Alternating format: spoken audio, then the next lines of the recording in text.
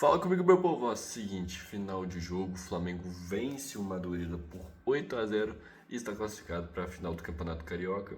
Nenhuma surpresa, não é algo anormal a gente pensar isso. Como eu falei no meu pós-jogo do jogo de ida, cara, o Flamengo estava na final, acabou. Esse jogo aqui era basicamente só um jogo pra gente ver qual ia ser a conduta do time depois da péssima partida que teve contra o Lanús.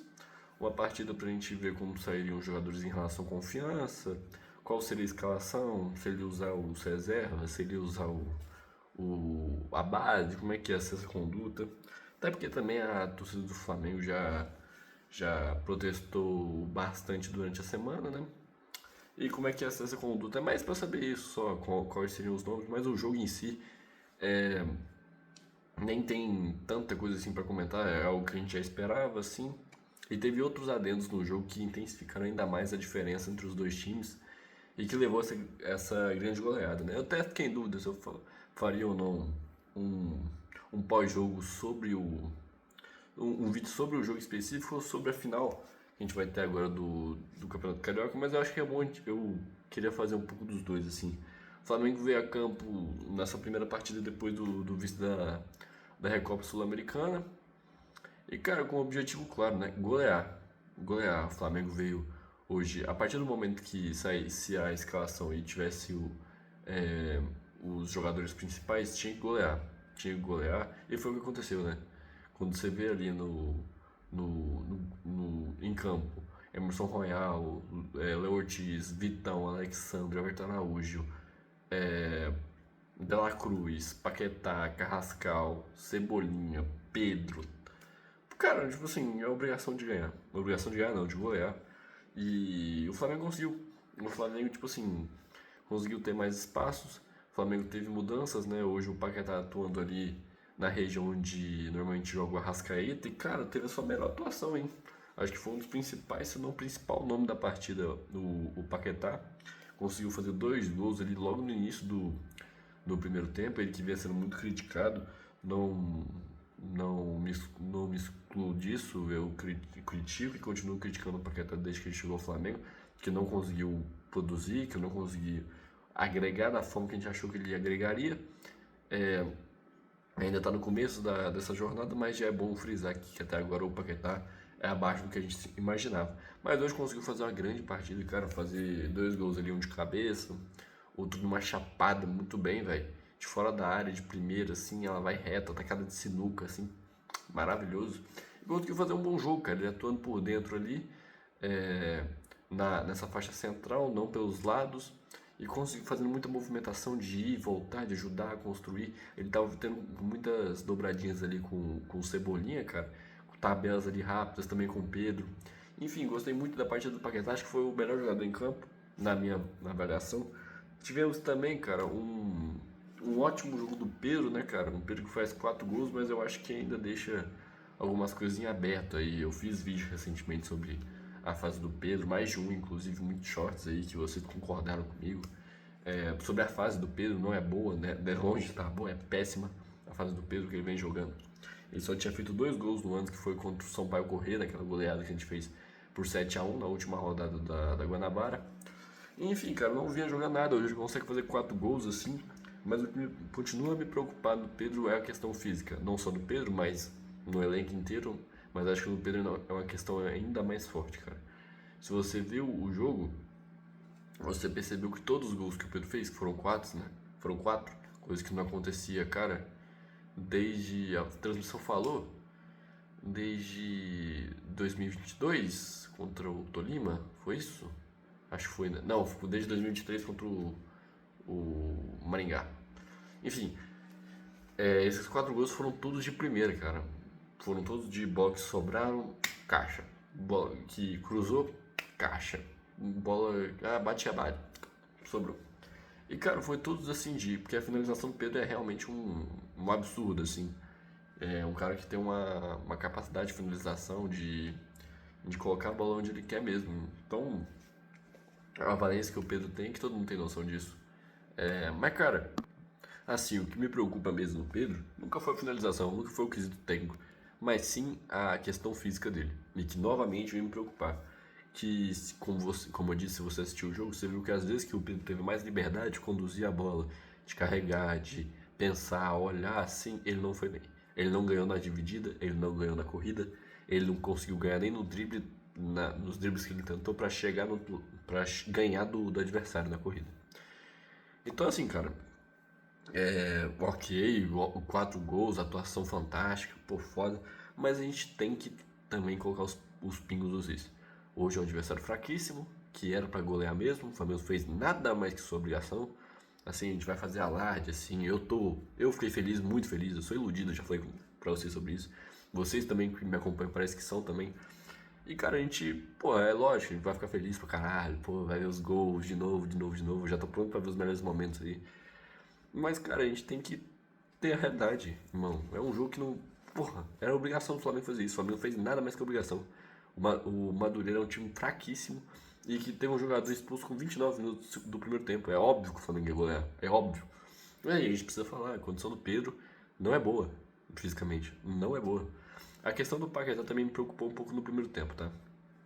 Teve muitos lances ali com 30 minutos de jogo que o Cebolinha esticava uma bola nele, ele pra chegar, ele se esforçava assim, parecia que ele não ia conseguir sei lá, velho, parecia que ele não, com 30 minutos ele já tava totalmente esgotado.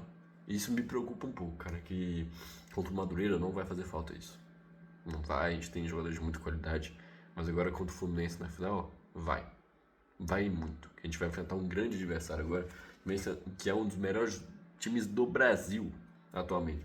O início do ano do Fluminense é muito bom. Desde que o Zubeldia chegou, o Fluminense evoluiu muito, né? A reta final deles no Brasileiro foi, porra, absurdo. Meteram goleada no São Paulo, 6-0, começa o ano bem. Enfim, perdeu pro Palmeiras agora, mas não achei um jogo nem um pouco de demérito do Fluminense, jogou muito bem, principalmente o segundo tempo. Mas, cara, enfim, o Flamengo jogou o jogo como devia ser jogado, como eu falei, brilho do Paquetá, que jogou muito bem, foi o Pedro que conseguiu marcar gols, e é isso, assim, ponto final, acabou. O Flamengo tinha que fazer isso e acabou. Gostei que ele colocou alguns jogadores da base, né? Jogadores que fizeram estreia hoje, acho que é Luiz Felipe, o nome do meio campo ali que entra no lugar do De La Cruz. Também teve o Daniel Silva, né, que é zagueiro, cara, que 16 anos já tem um porte físico, porra, absurdo. Parece o que o Eric Faria falou, né, que ele acompanhou uma leitura de jogo muito boa, uma maturidade muito grande, um passe muito bom, que é isso que o Flamengo procura. Então, cara, eu gosto muito de utilizar a base do Flamengo. Já fiz um vídeo inteiro falando sobre a base do Flamengo, como ela vem sendo pouco utilizada e mal utilizada. E apesar disso, o Flamengo vem conseguindo produzir grandes jogadores. Mas, cara, seguinte, agora é pensar na final. O Flamengo vai disputar mais uma final esse ano. E essa tem que ganhar também, cara. Mas é a primeira que o Flamengo chega não sendo favorito. É mais uma que o Flamengo tem que ganhar. A de menos importância na minha visão, que é o Carioca. Mas é a única que o Flamengo chega até agora sem ser favorito. O Flamengo não é favorito contra o Fluminense. O Fluminense vem de um momento melhor contra o Flamengo. O Fluminense vem de um momento mais constante que o Flamengo. O Fluminense vem dando mais motivos para acreditarem nele do que o Flamengo esse ano. Esse ano, tá? Não estou levando em consideração o 25. Esse ano, o Fluminense demonstrou mais vezes por que deve ganhar um Carioca do que o Flamengo. Em questão de levar a sério a competição, em questão do que ele fez em jogos grandes, quando o próprio Flamengo, o Fluminense jogou muito bem, o Flamengo perdeu por 2-1. Enfim, cara, agora é isso. Os jogadores vão ter um grande tempo para descansar, né? Fazia tempo que os jogadores estavam quarta domingo, apesar de hoje ser segunda. Agora vão jogar daqui 6 dias ainda, dá para descansar bastante, né? É um jogo só, né? Como a grande previsão aí da Federação do Rio de Janeiro, né? Um jogo na semifinal contra o Madureira, 2 jogos, agora um Fla-Flu, um jogo único. Que isso aí é um brilhantismo absurdo, né? Mas enfim, agora é a final, agora é torcer para ser campeão, o que a gente não chega como favorito. Esse jogo aqui não muda em nada a minha avaliação do ano. O ano do Flamengo continua horrível, o ano do Flamengo continua ruim. E só pra falar aqui que eu falo muito pouco de torcida, cara, o protesto no final do jogo ali, Apesar de até parecer um pouco cômico, ele é necessário, tá? Ele é necessário. Apesar de muitas vezes eu discordar de algumas atitudes do Flamengo e como a diretoria do Flamengo trata a sua torcida, que eu acho bem ruim. Cara, a essência do Flamengo tá ali, né? Que é o quê? Cara, não vamos deixar vocês se acomodarem nunca. E é isso, não vamos deixar vocês se acomodarem nunca. Vocês passaram vergonha contra o Lanús, vocês fizeram um péssimo jogo contra o Corinthians na final da Supercopa, vocês estão fazendo um péssimo campeonato brasileiro e vocês ganharam de 8-0 do Madureira. Parabéns, ganhou o jogo, apoiamos ali, show, acabou, volta a cobrança 100%, porque tem que ganhar domingo. É obrigação do Flamengo agora em questão de, de crise, questão de gestão de crise, em questão de clima no clube, precisa ganhar para não manifestar ainda mais essa crise.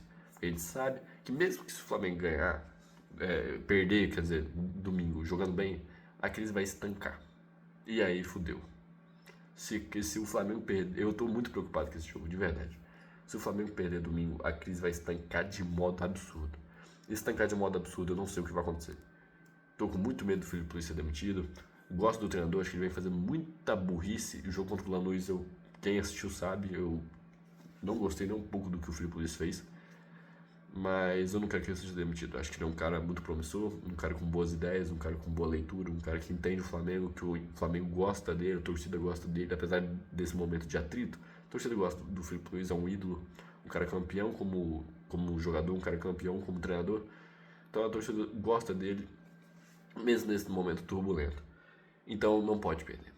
Se perder, eu não sei o que vai acontecer, não sei se para quem vai sobrar, se vai ter jogador que vai falar isso, vai falar aquilo. O Cebolinha já saiu dando entrevista falando que ia sair. Enfim, cara, a gente tem que agora se abraçar e catar os cacos do que a gente tá quebrando. E a gente já quebrou muita coisa. Não pode quebrar mais. Já deu. Tem que ganhar. Tem que ganhar, porque senão fudeu. Mas é isso, rapaziada. Esse é o meu pós-jogo aqui. Um pós-jogo que eu espero que vocês curtam, que vocês aproveitem essa vitória, porque a gente tem que comemorar, né? Cada vitóriazinha esse ano a gente tem que comemorar muito. Mas, né, pé no chão, vamos com calma, aproveitem, desfrutem. E é isso. Vamos lá. Fé no Mengo. Tamo junto, falou.